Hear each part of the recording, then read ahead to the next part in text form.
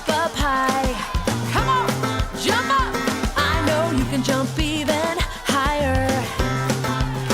Come on, let's shout as loud as we can shout. Woo! God is here right now. Yes, He's here without a doubt. Yeah, He is always with us through every up and down. He will never leave us. He'll always be around.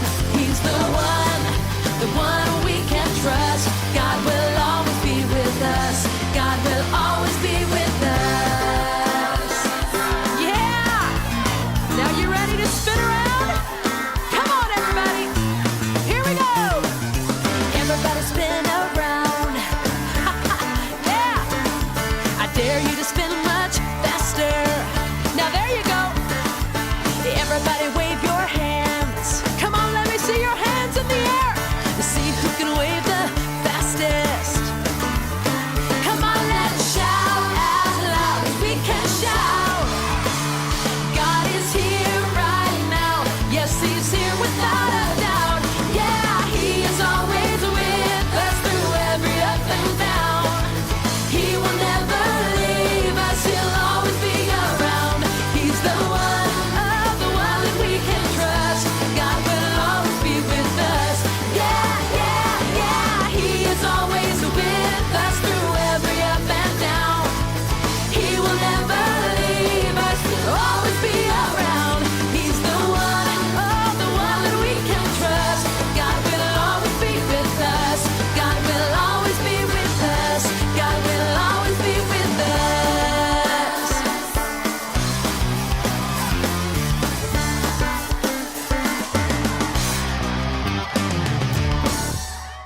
Hi everyone, welcome back to another super week talking about courage. Courage is being brave enough to do what you should even when you're afraid. I'm so thankful that we can trust God no matter what. God has the power to do anything, and we're reminded of that in this month's memory verse. Let's say it together now. Be strong and brave. Do not be afraid. Do not lose hope. I am the Lord your God. I will be with you everywhere you go. Joshua 1:9. One more time. Be strong and brave. Do not be afraid. Do not lose hope. I am the Lord your God. I will be with you everywhere you go. Joshua 1:9.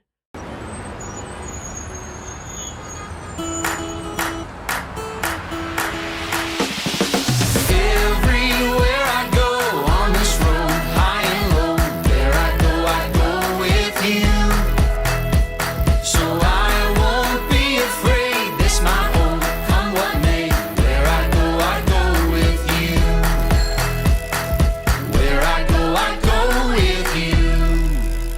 There's a spirit I cannot contain. There's a spirit I cannot contain. The same power that raised Jesus up from the grave, the same spirit I cannot contain. Everywhere I go on this road, high and low, where I go with you. So I won't be afraid, this my home, come what may. Where I go with you. Where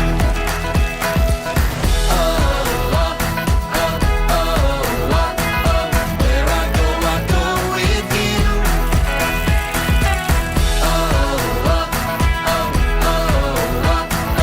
Where I go with you. Your breath upon these bones, your fire in my soul, your kingdom is my home, and I don't walk alone. Everywhere I go on this road, high and low, where I go with you.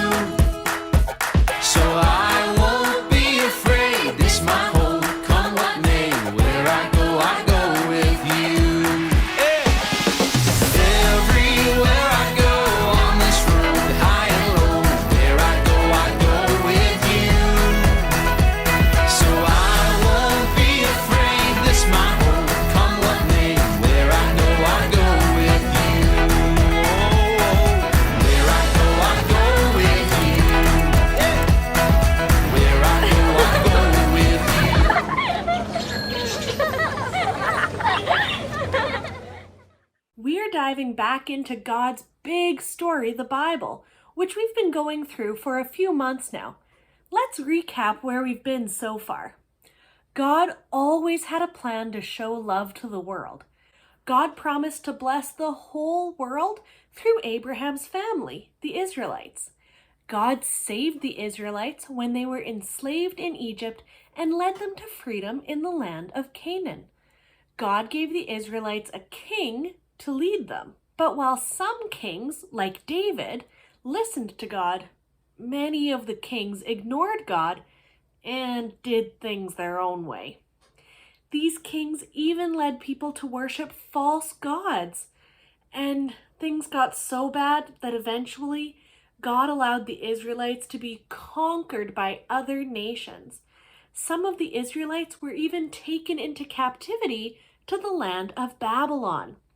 Now today, we'll look at the story of one of those Israelites who had been taken to Babylon. His name was Daniel. Now, even though Daniel was forced to live in a faraway land, he still loved God and prayed to God 3 times a day. Daniel followed the one true God, even though he was living in Babylon. God blessed Daniel and made him strong and wise. That wisdom and courage gained Daniel a lot of respect, and he actually served as an advisor to several kings over his lifetime. One of them was King Darius, who conquered Babylon. When King Darius took charge, he placed 120 officials over the whole kingdom.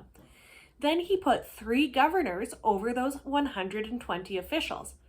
I bet you can guess who one of those governors was. Yep, it was Daniel. Daniel was so trustworthy and did such a good job that King Darius actually planned to put Daniel in charge of the other 2 governors. Now, when those other 2 leaders found out that the king wanted to put Daniel in charge over them, they got really mad. They decided to find something wrong with Daniel so that they could tell on him to the king and get Daniel in trouble. But even though they spied on Daniel, they couldn't find a thing that Daniel had done wrong. But the men did know that Daniel prayed to God 3 times a day. So they made a sneaky plan and took it to King Darius. They told the king that he should make a special command. For the next 30 days, no one in the whole kingdom could pray to anyone but King Darius. If anyone prayed to someone other than the king, they would be thrown into a den of hungry lions. Now, King Darius gave orders for the law to be written, and he signed it immediately.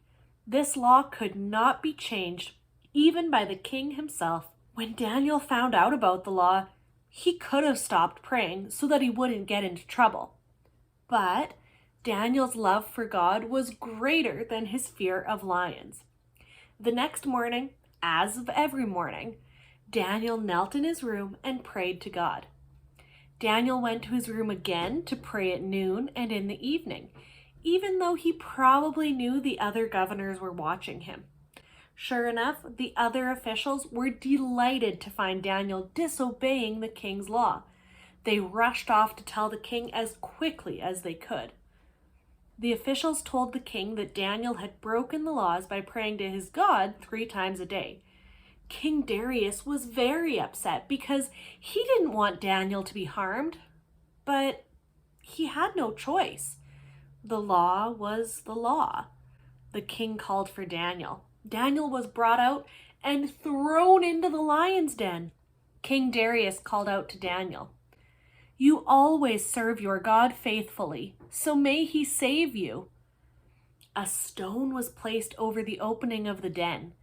Now, we don't know exactly what Daniel felt alone in that deep, dark, cold place with the prowling lions. But in the palace, the king was so sick with fear that he could not sleep. As soon as the sun rose, he hurried back to the lion's den. Listen to what happened next. When the king got near it, he called out to Daniel. His voice was filled with great concern. He said, "Daniel, you serve the living God. You always serve him faithfully. So has he been able to save you from the lions?" "Yes." Daniel was safe. Daniel was safe because God had protected him from those lions. Daniel told the king, "Your Majesty, may you live forever. My God sent his angel, and his angel shut the mouths of the lions. They haven't hurt me at all. That's because I haven't done anything wrong in God's sight. I've never done anything wrong to you either, Your Majesty." The king had Daniel lifted out of the den, and it was clear that Daniel was completely unharmed. The king was so amazed that he wrote a letter to everyone in the kingdom, declaring that everyone should respect and honor Daniel's God. Check it out. "I order people in every part of my kingdom to respect and honor Daniel's God. He is the living God. He will live forever. His kingdom will not be destroyed. His rule will never end. He sets people free and saves them. He does miraculous signs and wonders. He does them in the heavens and on the earth. He has saved Daniel from the power of the lions." Daniel continued to serve the king, and because of Daniel's courage, every person in the land heard about the one true God. Now, Daniel faced a pretty scary situation when he had to face the lions, but he was able to keep praying and trust in God because he knew that God was with him. Now, that's true for you and me too. We can keep doing what we should do because we know that God is with us.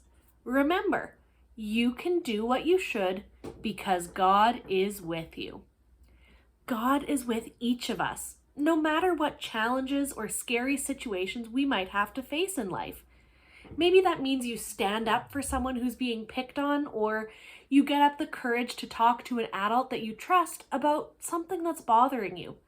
Maybe you tell the truth about something, even if it means you might get in trouble. But you can do what you should because God is with you. Say that with me. You can do what you should because God is with you. Now, Daniel must have been scared of the lions. I mean, who wouldn't be? But he trusted that God was with him. Daniel knew something that we should remember too. He knew that he could trust God no matter what. God was with Daniel then, and I know God is with me today. God is with you too. Don't forget that when you believe in Jesus and follow him, you have God's Spirit to help you face anything that comes your way. You can do what you should because God is with you. Now let's head up to small group and talk about that some more. Have a great week.